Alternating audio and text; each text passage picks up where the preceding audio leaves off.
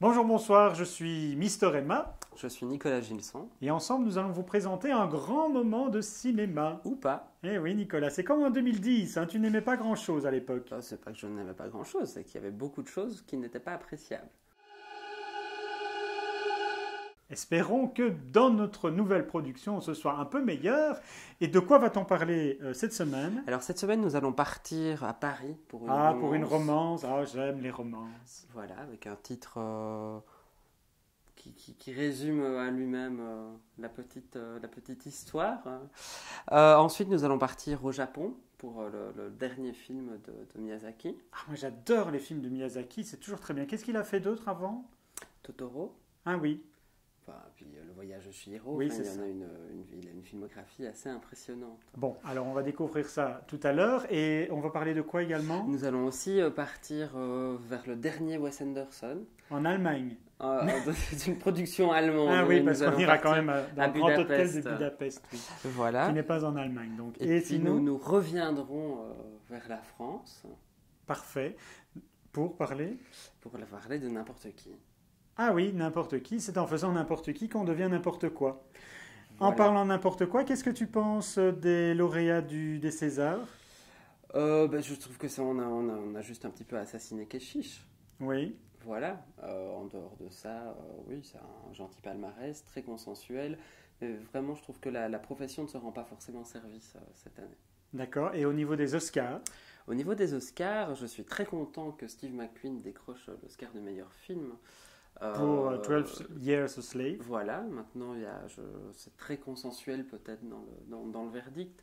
Je suis assez content aussi que Dallas Buyers Club décroche trois Oscars, notamment Matthew McConaughey et Jared Leto qui reçoivent l'Oscar du meilleur acteur et du meilleur acteur second rôle. qui Oui, vaut franchement mérité, tout à fait. mais aussi l'Oscar du meilleur maquillage. Et connaissant le budget de 250 ou 500 dollars reçu par la maquilleuse, c'est assez impressionnant. C'est un film réalisé par un Québécois, Jean-Marc Vallée, mais avec un très petit budget en fait pour un film américain. Et donc on a quand même un résultat qui est assez impressionnant. Et donc il était vraiment dans la cour des grands, mais en ayant un budget de petit. Alors on dit toujours que le film de Steve McQueen, 12 Years a Slave, est le grand gagnant, mais pour moi le grand gagnant c'est quand même Gravity, il a quand même reçu 7 Oscars. Alors il a reçu 7 Oscars, mais quasiment que des Oscars dits mineurs, mis à part il a quand même l'Oscar du meilleur réalisateur, mais c'est beaucoup d'Oscars techniques en fait. Oui, et donc Voilà, tu en penses donc quoi? ça reflète l'artificialité du film, donc voilà. Allez, on y va pour le premier film. Ah Nicolas, partons en romance déjà pour ce premier film. Partons à Paris. Oui, oui, oui. Un petit week-end ensemble? Oui, oui, mais alors il faudrait prendre quelques années, hein. Oui, Disons que le petit couple qui part à Paris n'est pas des plus jeunes. d'accord. Donc voilà, et donc après quelques longues années de mariage, ils partent un week-end à Paris. C'est un film français C'est ou... un film anglais. D'accord, C'est réalisé en fait par Roger Michel, oui. que tu peux prononcer bien mieux que moi, Roger Mitchell. qui a réalisé Coup de foudre à Notting Hill, notamment. Ah oui, donc ça va être grandiose. Ce n'est pas la même chose, mais par contre c'est assez drôle, c'est charmant, il y a une vraie dynamique au sein du couple. C'est assez amusant de voir ce couple qui retrouve Paris, mais un Paris qu'ils avaient fantasmé, et puis qui découvre la réalité de Paris. Et donc ils avaient le souvenir d'un petit hôtel merveilleux, et c'est beaucoup moins merveilleux que ce qu'ils ne pensaient. Donc c'est à la fois très drôle, et puis ça l'est un peu moins par moments. Donc voilà, c'est vraiment un couple qui se met à nu. Bon, c'est quand même drôle ou c'est amoureux? C'est une comédie romantique quand même? C'est une comédie romantique, à un moment ça devient peut-être un peu bavard. Oui.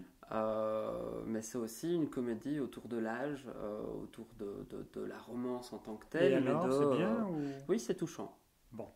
Si on restait à l'hôtel pour parler du Grand Hôtel Budapest, qu'est-ce que tu en penses? Mais oui, allons-y. Alors ça, c'est une production allemande de Wes Anderson. Wes Anderson est quand même un grand fou. Oui, enfin, grand fou, il a son univers. Voilà. Et on retrouve son univers ici. Pleinement. Il y a qui comme star? Ouf, il y a. Il y a pléthore. Il y a toujours pléthore de stars dans ces films, non? Oui, mais plus dans celui-ci en fait. Parce qu'ici, Ah, on a vraiment on a même des comédiens qui n'apparaissent que pour une vignette. d'accord. Donc voilà, même pas une séquence, vraiment un plan. Mhm. Donc voilà, il y a une quantité d'acteurs impressionnante. Le scénario est vraiment intéressant, mais quelque part, il ne se renouvelle pas. Il n'y a pas, il ne surprend pas. Il y a une très belle dynamique, c'est très bien écrit, vraiment bien écrit. C'est mis en scène, on retrouve sa mise en scène, Mhm. vraiment une mise en scène qu'il a travaillé peu à peu, que maintenant il assoit C'est vraiment. toujours aussi coloré. C'est très coloré, oui. Ça l'est plus encore peut-être que les précédents. Il y a vraiment une belle dynamique. On entre en fait dans le film à travers une dynamique de mise en abîme avec un Mhm. auteur enfin voilà, on a l'idée du récit qui se décortique et qui trouve sa source. Et puis on rentre dans une course-poursuite. Et donc tout le film est une course-poursuite mais complètement rocambolesque, burlesque. C'est très drôle. Et on sent qu'il s'amuse et donc voilà, c'est jubilatoire, quoi. Moi, j'ai l'impression que ce serait bien son film de la semaine. Ah, si je dois choisir un film sur la semaine, ce sera mon film de la semaine. Oui. Le film du mois? Ah non. Non. Bon, on va rester sur le film de la semaine. Non, parce qu'il y a des choses dans les semaines à venir qui sont vraiment bien. Très bien. Bon, bah partons au Japon Oui, pour parler d'aviation. oui. D'aviation, de romance, d'imaginaire, de rêve, d'histoire. Alors moi, je Beaucoup de dirais choses. très bien pour l'aviation, un peu moins bien pour la romance. On est dans le voyage. Non, comment ça s'appelle le film? Le vent de l'Est. Non, le vent se lève. C'est ça. Le vent de l'Est, oui, oui, oui. C'est un peu à l'Est. Et donc, le vent se lève. De Miyazaki, qui est Oui. son dernier film, euh, qui est assez intéressant comme dernier film, justement. Donc le film a été présenté Comme ça, comme dernier film, il n'en fera plus après? Il n'en fera plus après. C'est Ah, ce qu'il a d'accord. annoncé à Venise, Ah. où le film était présenté en compétition. Et en même temps, c'est, on ne peut pas dire un film testament, mais en tout cas, c'est un film où, à travers le personnage qui crée justement ces avions, on lui dit, voilà, il y a une période de création peut-être limitée dans le temps. Et ben voilà, il est arrivé au terme peut-être, selon lui, de sa période de création. Alors c'est très intéressant parce qu'il renvoie vraiment à l'imaginaire. Il y a des choses qui sont très bien construites, le rapport à l'espace, quand on voyage dans les airs, on voyage vraiment dans les airs, on a des sensations visuelles, auditives qui sont vraiment très bien travaillées. Maintenant, c'est peut-être un peu long. Oui, c'est peut-être un peu long. Moi, c'est ça que j'ai ressenti et j'ai trouvé que la romance n'était peut-être pas utile. C'est ça, on a quand même tout un point de vue historique, donc parce que c'est une biographie en fait, enfin, une sorte de biopic. Le problème du biopic, c'est qu'en même temps on a des ellipses extrêmement marquées, donc on a un peu des trous narratifs. Plus de ça, on a une romance, voilà, une histoire d'amour qui commence très jeune et qui se perpétue, mais à nouveau qui n'est pas très développée non plus. Et voilà, donc ça, ce sont des petits éléments peut-être secondaires qui sont embêtants, mais en même temps, il y a une vraie magie au niveau de l'imaginaire et de l'invention et de l'inventivité.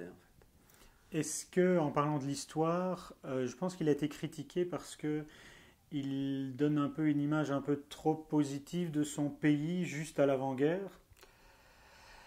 Il ne se pose pas peut-être d'un point de vue, enfin d'un point de vue historique, il va prendre le point de vue de la construction. Mhm. Mais il ne va pas prendre un point de vue de politique en fait. C'est ça. Ce qui n'est pas inintéressant non plus. Mhm. Mais ce qui du coup dans les ellipses est un petit peu, enfin peut poser question parce qu'on est juste dans des périodes de guerre et on a un personnage qui voyage sans aucun souci, enfin voilà. Donc ça on est un peu en dehors de la réalité peut-être, tout en étant dans quelque chose d'extrêmement réaliste, puisqu'on a vraiment la création d'avions qui ont servi à la guerre, quoi. Donc la guerre est là, mais elle est là à travers l'inventivité des avions C'est ça. Mais ce qui est intéressant aussi. Dis Nico, est-ce que tu te verrais avec 2 milliards de vues sur, sur Internet avec nos petites vidéos? Je ne crois pas, non. Non? Tu Non, crois qu'on n'arrivera non. pas à faire les 2 milliards de vues? Pourtant, il y en a un qui est réussi parfaitement bien.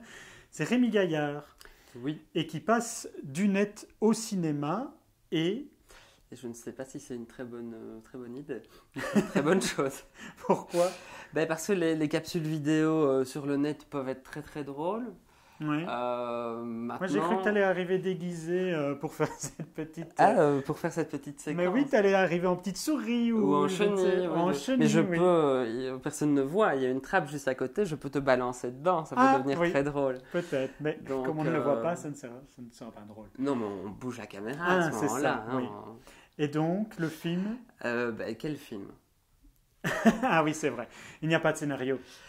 Il y a une espèce d'excuse de scénario, c'est-à-dire qu'il a voulu passer au cinéma, on a une trame narrative qui est absolument inintéressante, et c'est juste une excuse pour caser sur grand écran ces différentes capsules vidéo. Le seul élément drôle du film, ce sont les capsules vidéo. Parce qu'on rit quand même. Hein. Mais oui, mais Bah, devant on les rit, capsules oui. vidéo. Oui, oui, tout à fait. Donc il ne s'est pas réinventé, c'est-à-dire qu'il ne s'est pas dit je vais passer au cinéma avec un scénario. Enfin, il y en a un, mais je veux dire, il est ce qu'il est. Et donc, il n'a pas composé réellement un film et il ne va pas recréer des sketchs, ce dans quoi il est très bon, pour le film. Alors, il vient du net, il va au cinéma. Norman Tavo a essayé ça aussi avec les Robins des Bois. Ça n'a pas vraiment fonctionné. Par contre, on voit que le retour des inconnus fonctionne et cartonne. Tu crois qu'il va faire quoi, lui? Mais je pense qu'il y a un moment où il faut accepter le média qu'on est.